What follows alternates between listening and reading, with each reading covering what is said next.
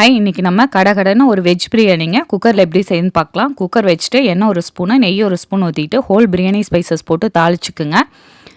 வெங்காயம் பெரிய சைஸ் 2, தக்காளி 2, பச்சை மிளகாய் 2 போட்டு நல்லா வதக்கி விட்டுக்கலாங்க. இஞ்சி பூண்டு பேஸ்ட்டு ஒரு ஸ்பூன் ஆட் பண்ணிக்கிங்க. நான் 1.25 டம்ளர் ரைஸ்க்கு சொல்கிறேன். பிரியாணி மசால் பொடி ஒரு ஸ்பூனு, காரத்துக்கு தகுந்த மாதிரி சில்லி பவுடர், கரம் மசால் பொடி, மல்லித்தூள் ஆட் பண்ணிவிட்டு உங்கள்கிட்ட இருக்கிற வெஜிடபிள்ஸ் எல்லாம் ஆட் பண்ணிக்கிங்க. நான் பீட்ரூட் தவிர எல்லா வெஜிடபிள்ஸுமே ஆட் பண்ணியிருக்கேங்க. தேவையான அளவு உப்பு ஆட் பண்ணிவிட்டு ஒரு கைப்பிடி அளவு புதினா கொத்தமல்லி ஆட் பண்ணிக்கிங்க. நான் நார்மல் ரைஸ் தாங்க ஊற வச்சுருக்கேன். அதுக்கு தகுந்த மாதிரி தண்ணி ஆட் பண்ணுறேங்க. ரைஸ் போட்டு நல்லா மிக்ஸ் பண்ணி விட்டுட்டு தண்ணி ஆட் பண்ணிக்கிங்க.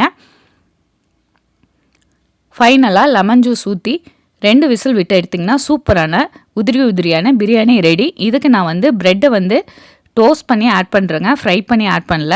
டோஸ்ட் பண்ணிவிட்டு சின்ன சின்ன பீசஸாக கட் பண்ணி மிக்ஸ் பண்ணி விட்டிங்கன்னா சூப்பரான நம்மளோட பிரியாணி ரெடி. கண்டிப்பாக ட்ரை பண்ணி